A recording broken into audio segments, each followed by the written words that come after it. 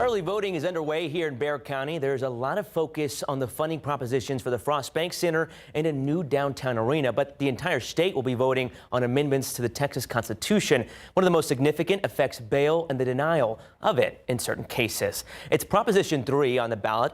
If passed, judges would be required to deny bail for people accused of certain felonies. The state would have to show that bail would not be enough to make sure the accused isn't a flight risk or a danger to the public. Defendants would have the right to an attorney in bail hearings. Another issue the Texas legislature has been trying to address is property tax relief. Proposition 13 would increase the resident's homestead exemption from ad valorem taxation by $40,000. What that means is that up to $140,000 in value cannot be taxed to pay for public schools. And almost 63,000 people in Bexar County have already taken part in early voting, and you still have time to do the same. KSAT is your elections headquarters. Here are some of the important dates on your screen. Early voting ends at the end of the month, October 31st. Then Election Day is on November 4th. We have more information on the amendment propositions along with our other election coverage, sample ballots, and polling locations on ksat.com/vote.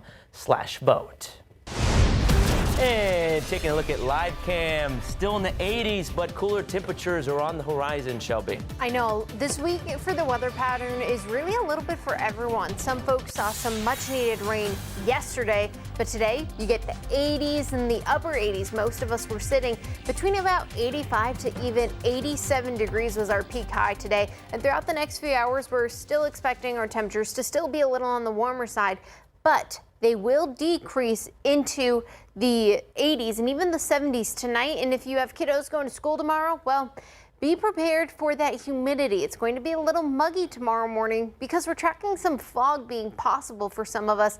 66 degrees being our morning temperature, about 88 once again being our afternoon temperature for most of us. But here's the thing.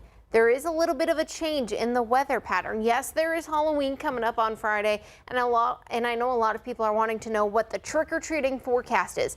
But what we're tracking is some bone-chilling temperatures because of this right here. Tuesday night into Wednesday morning, we're tracking a weak cool front and even, in fact, a cold front moving through, giving us temperatures in the 40s. I'll break down a futurecast coming up after the break. Back your time, 5:42 this evening, and right now we're just kind of in a wait and hope for the best with the cooler temperatures, but you are keeping an eye on the tropics. Yeah, so hurricane season still goes through the end of November, and with November starting in less than a week, I wanted to give you an update on the tropics. So the last few days we've been watching what was Tropical Storm Melissa, now Hurricane Melissa. In fact, it's a major category hurricane. It's category 4 hurricane producing winds up to 140 miles per hour.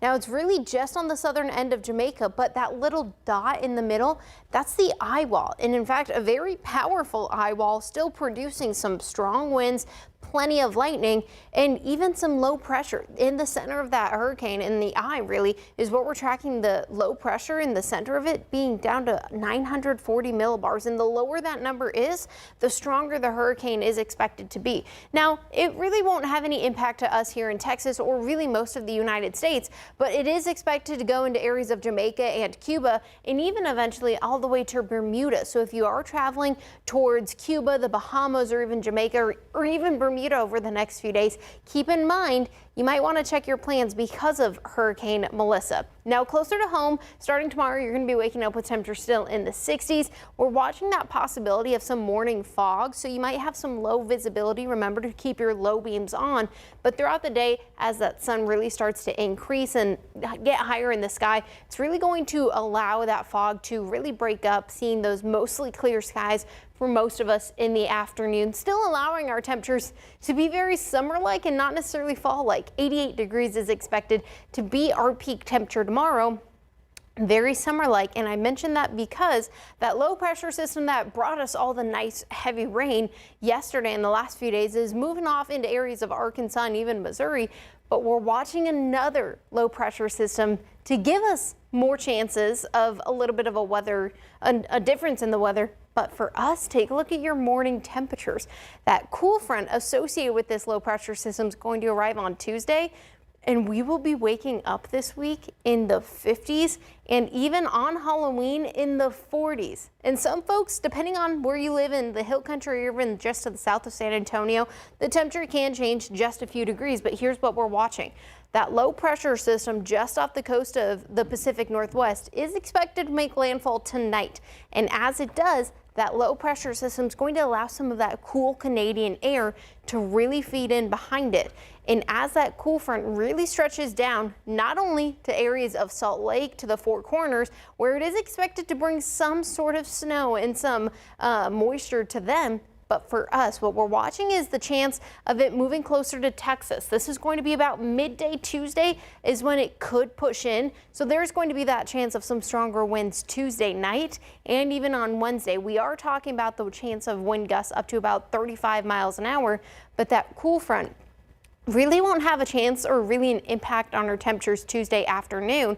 But what we're watching is Wednesday. We're watching for those cooler temperatures to really push through. Yes, there is still going to be some stronger winds for most of us here across South Central Texas, but really the cooler temperatures are the main story. Wednesday morning, 51 degrees as you're waking up, 71 degrees in the afternoon. Some gustier winds are still possible.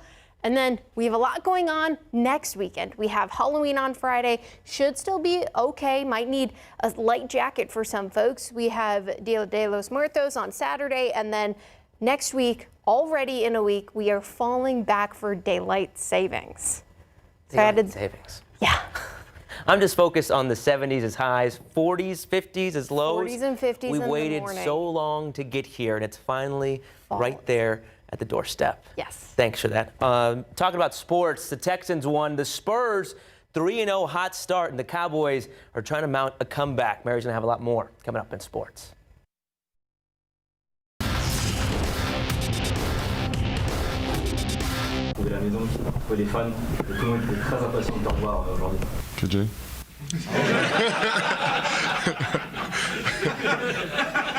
Oui, oui. Oui, oui. Funny post-game press conference moment after the Spurs' thrilling home opener this afternoon in Big Board Sports.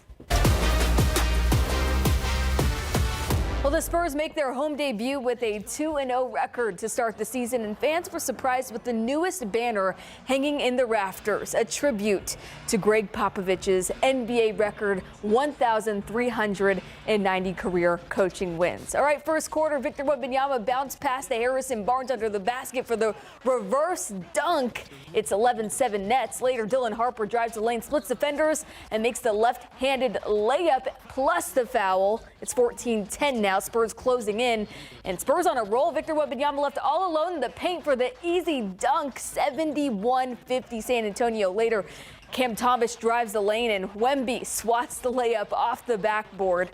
Harper now goes the full length of the court, then hits the brakes, getting Noah Clowney to bite on the spin move. And Cam Thomas, the Nets closing the gap. He gets the big corner three to tie it at 103-103, but the Spurs able to close it out as Stephon Castle drives the lane, then Devin Vassell finishes on the fast break dunk. Love it. The Spurs get the big win, 118-107. 6 Spurs finished in double-figure scoring. Wemby had 31 points, 14 boards, 6 blocks, 3 steals. KJ had 19 points off the bench and 7 boards, a clutch few rebounds he had down the stretch. And Harper finished with a stat line of 26 and 8. Feels like it's where we should be. It feels great every night. It definitely gives a boost for motivation. I truly feel that we could do something special here, and I always say this before the season, like whatever my job is, that's what I go to do, and whatever my role is to help my team win. And I feel like just really just buying into that and knowing and trusting my teammates and knowing that, I'm doing my job just like Vic goes and does his job and everybody else. So just, really just buying into that role. And, it's paying off. We'll have more of the Spurs tonight on the Night Beat. Let's go to H-Town now. C.J. Stroud and the Texans hosting the 49ers. Second quarter, Texans leading 6-0. Stroud fakes the handoff, then drops back and goes deep to Jalen Noel. A gain of 44 for Noel. Later in the drive, Stroud fires up the seam for Jaden Higgins, who is wide open for the touchdown. Thank you, former Iowa State receivers, for that score. Under a minute to go in the half now.